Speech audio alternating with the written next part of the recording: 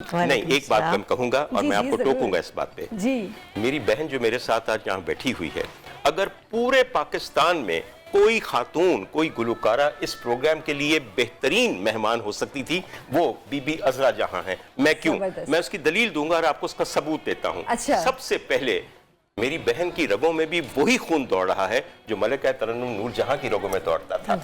रिश्ते में ये मैडम की भतीजी और मैडम इनकी फुफ्फो हैं। अच्छा, मैं गलत नहीं कह रहा ना जी? बिल्कुल पूरा कम लोग जानते हैं। आप तभी तो मैंने आपको ये बात कही है। अरे यहाँ लोगों को कुछ पता ही नहीं है। मैं अपनी बहन के बारे में ना कहूं, और इनकी वजह से ये वाहिद नेक्स्ट जनरेशन है मलिका तरन्नुम नूरजहां के खानदान की, जिसने फिल्मी मौसीकी में और गैर फिल्मी मौसीकी में ये दर्जा और ये मकाम पाया, वरना इनके अलावा कोई इतना कामयाब नहीं हुआ। वैसे मेरी बहन नोशो ने भी गाए ने थोड़े से गाने, और मैंने बड़ी प्यारी, मगर वो गाल नहीं जड़ी अजरा जहां है। बिल्कुल। मैं आपको थोड़ी सी एक बात बताऊं, ये लड़कियां जो हैं, ये कसूर का एक नवा है जिसका नाम है कोट मुराद खान। अच्छा। वहां के एक छोटे से मोहल्ले में पैदा हुई हैं। और मैं आपको ये बता दूं कि अजरा जहां साहिबा का थोड़ा सा ताल्लुक भी मैं वाजे कर दूं, आज अगर बात मौका मिला है तो कोई हर्ज नहीं है। लोग क्या क्या निकल जाते हैं, तो दस्या जी मैं कोई गलत गलती नहीं कह रहा, और मेरी तहकीक सही है कि नहीं? आपको तो सब मैडम के वालिद मदद अली, उनके बड़े भाई फरीद अली और उनके तीसरे भाई थे जो इनके दादा थे। मैं गलत नहीं कह रहा, लाला गुल्ला यानी कि गुलाम अली।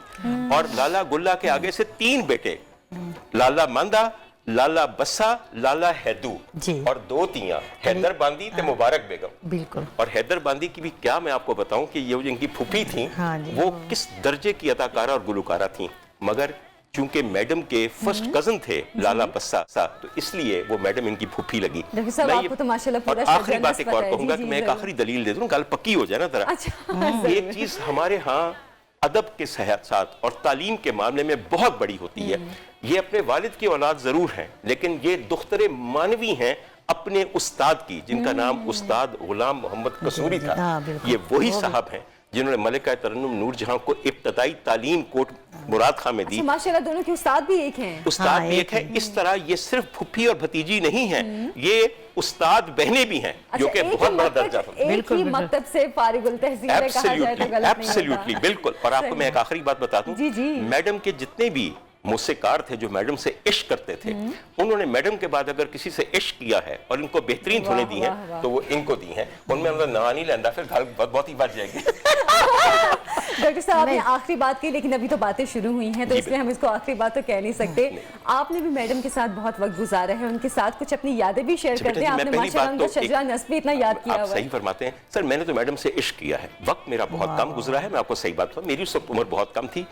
जिस खातून से मैंने मैडम की महक सूंघी है, उनके गुफ्तगू का जायका उठाया है, उनकी मोहब्बत का जायका उठाया है, वो मैडम मोहतरमा जिले हुमा साहिबा है। मेरा वक्त 23 साल उनके साथ गुजरा है।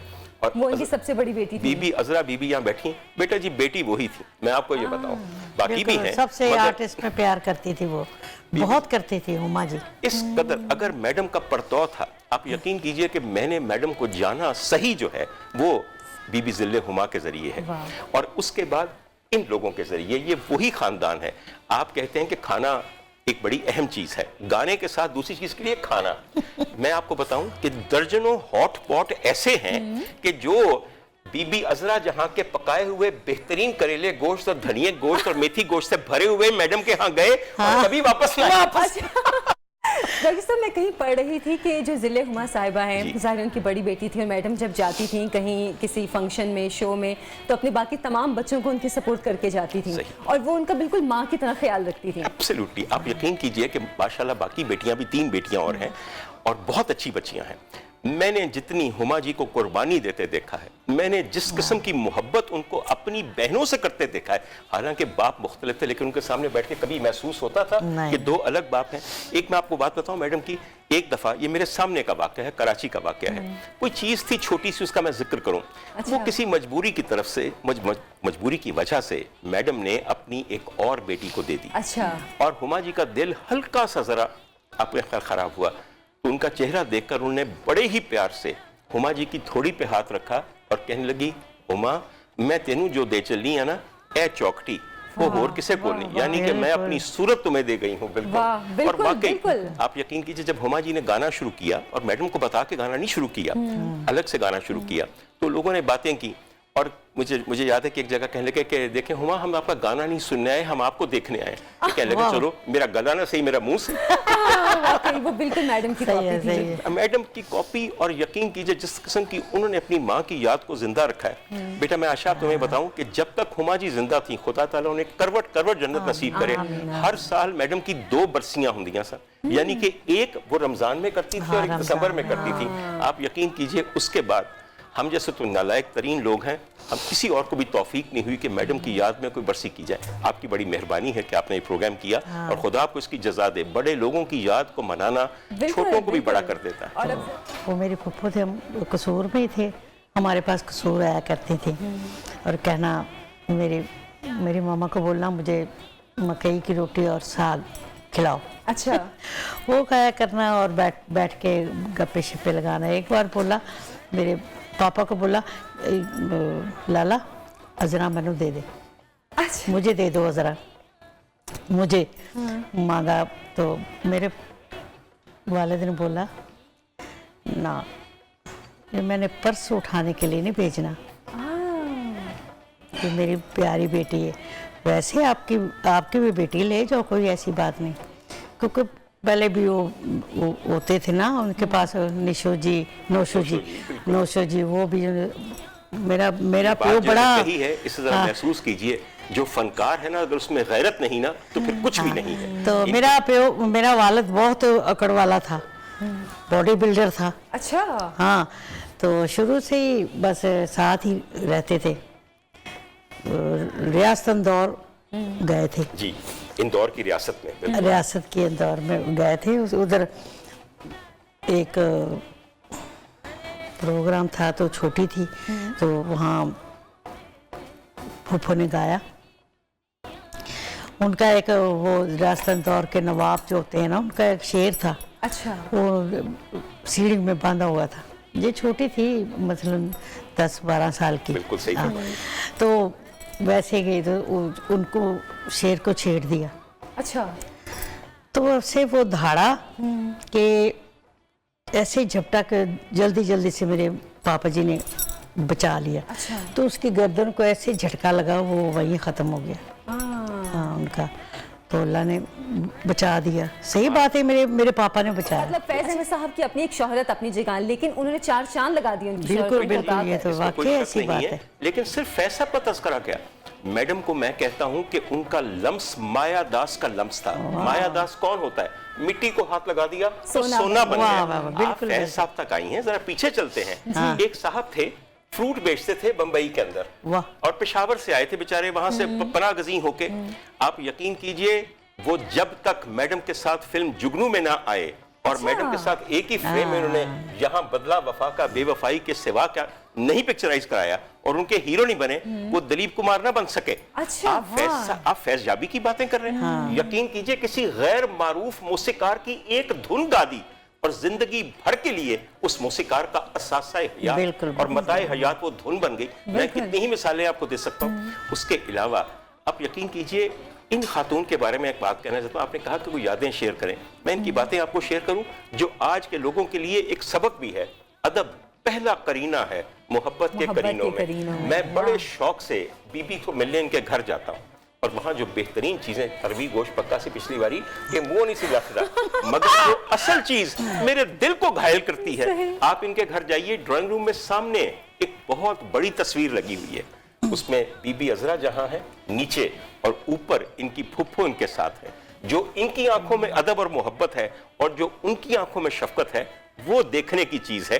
मेरा कहने का मतलब यह है कि आज जो उठता है बड़बोला, बदतमीज, बेमुर्शदा, बेउस्तादा, बेसुरा, बेहिदायता, गुमराह, वो आके बड़े बड़े लोगों के ऊपर, चांद पे थूकने वालों के अपने मुंह के ऊपर थूक गिरती है। और जिन्होंने अदब किया वो बानसीब हुए। बाअदब की बात कर रहे थे, तो ये मशहूर मकूला है, बाअदब बामुराद, बेअदब बेमुराद। तो जाहिर सी बात है वो खुद भी बाअदब थी, और उनके आगे से माशाल्लाह बच्चे भी इतने बाअदब, मतलब जिनका भी हम सुनते हैं, और खासतौर पर जिले हुमा साहिबा की आप बात कर रही हैं, वो तो उनकी थी ही कॉपी। बेटा मैं तो उनका जिक्र करूंगा, मैं तो दिल करता है कि रोज उनका जिक्र करूं, और यही हाल मेरी बहन का है। ये भी उनकी मोहब्बत में गिरफ्तार है बहुत। इस कदर। मगर एक बात आज जरूर कहूंगा, हुमा जी के 4 बेटे हैं माशाल्लाह।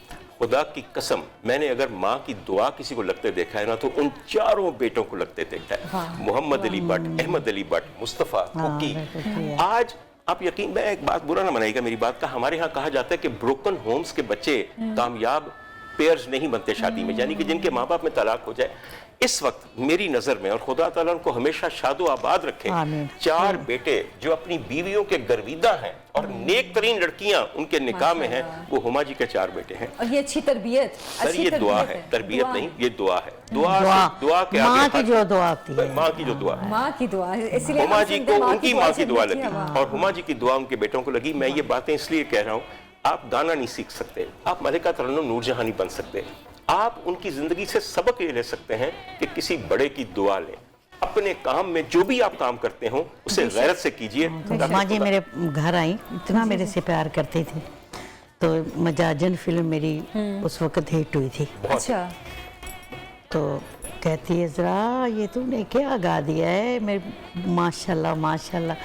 तो वो पूरी केसर लगा के ना रात को कहती डिम लाइट होती है तो मैं ये लगा के सोती हूँ, मुझे नींद नहीं आती। मजाजन फिल्म पंजाबी के गाने मेरे अपने गाने सुन के रात को, हाँ वो रात को सबसे पसंद था आपकी इस फिल्म का? सारे अच्छे, उसमें 12 गाने थे। अच्छा, अल्हम्दुलिल्लाह मुझे एजाज़ हासिल है कि मैं पहली सिंगर हूँ कि पाकिस्तान में मैंने एक फिल्म में 12 गाने, वो जो तो 13वां गाना निकाल दिया, 13 थे। अच्छा, वो 12 गाने माशाल्लाह इस फिल्म के गाना हिट, हर गाना हिट। और हुमा जी जो गाना सुनती थी वो ये था कि दिल दियां लगियां नु कौन जानदा, मैं जान दी या मेरा रब जानदा। वो सिर्फ एक दौर चल रहा सी, तानू भी पता है। बनो पता है। फिर वो जिंदड़ी इश्क के धागे विच सोच समझ के परों, ये भी सुनती थी। अच्छा, आपको अज़रा साहिबा, आपको मैडम का कौन सा गाना सबसे पसंद था?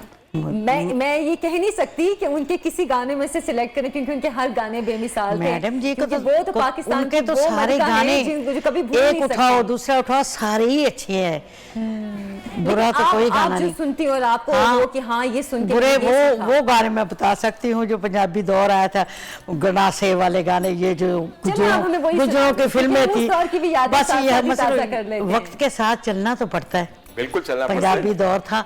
तो वो इस बारे में ना बीबी जी की बात थोड़ी सी आगे बढ़ाता हूँ। लोगों पे मैडम पे एतराज करते हैं कि आपने फला गाना गाया, उसके बोल कुछ अच्छे नहीं थे।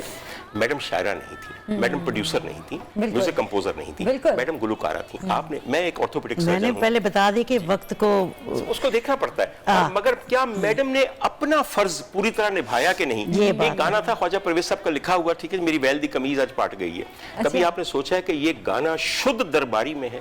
एक सुर नहीं हिटता। सजना दी जग ते मिसाल कोई ना, ओदे बाजो मैनू भी ख्याल कोई ना, सारे ओनू मन गए ने, पूरे होए मेरे ख्वाब लाके लिख लिखे था साहब मेरी पहल दी कमीज। मैं कहता हूं कि कहीं दरबारी का अगर सुर हटा हो, आप अल्फाज का जो इल्जाम है वो दीजिए। पूरी शायरी सुन के इंसान को बोलना चाहिए कि एक लफ्ज को पकड़े मेरी वैल दी कमीज पार गई है, जो बस मैं क्या बताऊं।